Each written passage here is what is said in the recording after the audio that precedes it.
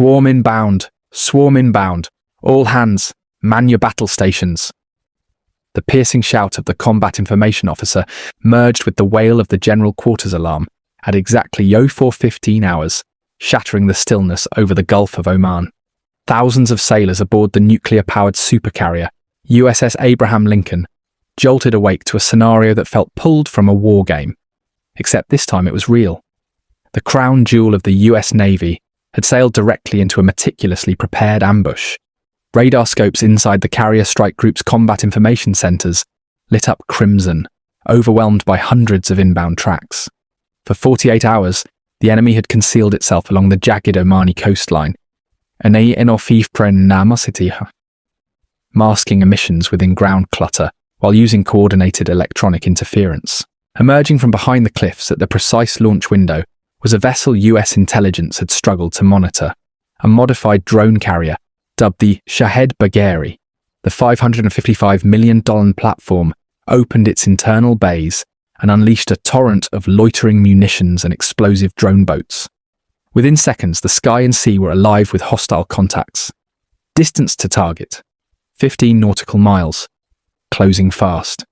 For the first time in decades, a US carrier strike group was being saturated at close range by a coordinated swarm across air, surface, and subsurface domains. The question was no longer hypothetical. Could layered naval defenses survive a mass assault designed to overload every sensor and weapon system at once? By 04:30, Iran's operational plan had fully unfolded. More than 50 Shahed 136 one-way attack drones lifted off simultaneously, joined by armed reconnaissance UAVs flying sea-skimming profiles at less than 10 meters above the waterline. Radar detection was degraded by wave clutter and heavy jamming across S and X bands. Simultaneously, fast attack craft surged forward at nearly 90 km/h, forming a tightening arc around the carrier. Composite hulls reduced radar signatures, while short-range anti-ship missiles were primed for launch. Acoustic chaos from dozens of engines further complicated sonar tracking. The strike group's long-range advantage evaporated. The engagement had collapsed into a brutal close-quarters fight. At 04:35, full general quarters was declared across the formation. Guided missile destroyers USS Spruance and USS Frank E. Petersen Jr. accelerated outward, forming a defensive shield 10 kilometers from the carrier. 5-inch naval guns thundered, firing airburst rounds to tear through incoming boats. Close-range weapon systems and 25mm cannons engaged targets slipping through the defensive curtain. RIM 116 rolling airframe missiles streaked skyward, detonating among drone clusters. Above the water, FA-18E Super Hornets roared low, strafing with 20mm cannon fire, while MH-60R Seahawk helicopters launched precision strikes against the lead boats. Initial results seemed decisive. Dozens of Iranian craft erupted into flame. Commanders briefly believed the swarm was collapsing under superior firepower. It wasn't. The destroyed vessels had served as expendable decoys, forcing the Aegis Combat System to process overwhelming data streams and depleting ready ammunition. Thick black smoke from burning wreckage drifted across the water, degrading electro-optical tracking. Behind the smokescreen, the main assault force pressed forward. At 04:42, the second phase detonated into motion. Heat-seeking missiles launched from concealed UAVs targeted low-flying helicopters. 2 Seahawk crews were forced into emergency water landings. The strike group lost critical low-altitude surveillance coverage. Moments later, dive attack drones slammed into radar arrays on USS Spruance, crippling a primary SPI-6 panel and carving a dangerous blind sector into the defensive grid. Then came the underwater threat. Passive sonar operators detected high-speed contacts at alarmingly short range. 2 Ghadir-class mini-submarines had infiltrated the perimeter and launched super-cavitating torpedoes capable of exceeding 300 km/h.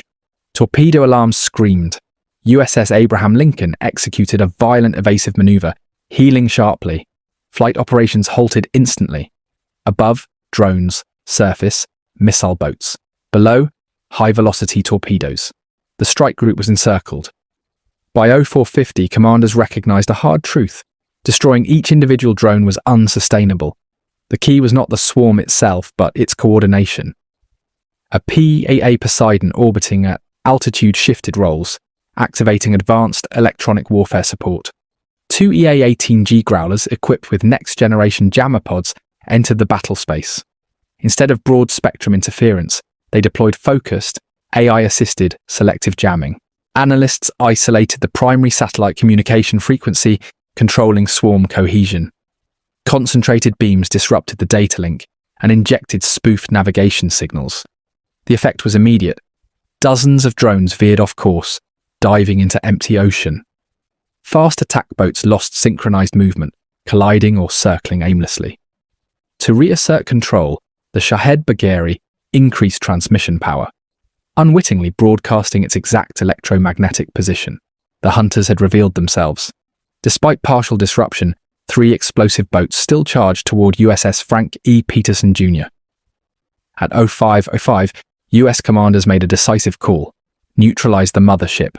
An AC-130J Ghost Rider gunship moved into position under fighter escort. Banking carefully, it delivered laser-guided 30mm and 105mm fire against critical systems on the drone carrier, targeting fire control arrays and propulsion screws. The strikes crippled the vessel without triggering a catastrophic detonation of onboard munitions. Below the surface, torpedo threats dissipated as anti-submarine assets re-established contact. On the surface, the phalanx CIWS engaged the final inbound boat at point-blank range. 2 were shredded. A third, engulfed in flames, still impacted the destroyer's hull, blasting a hole above the waterline. Damage control teams contained flooding. The ship remained operational. By 05:30, first light revealed the aftermath. The Shahed Bagheri drifted powerless, surrounded by debris. Surviving Iranian personnel abandoned damaged craft and surrendered. US forces secured prisoners and rendered medical aid. Tactically, the carrier had survived. The siege was broken.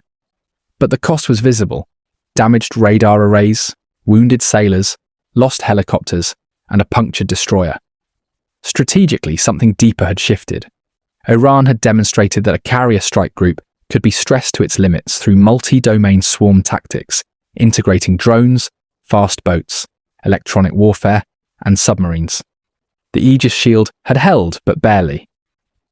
As USS Abraham Lincoln continued north, Pentagon planners confronted an uncomfortable reality. Aircraft carriers remain formidable, but the era of uncontested dominance is fading. The future battlefield at sea will not be decided solely by the biggest deck or the most powerful radar, but by who can manage data, adapt fastest, and control the swarm.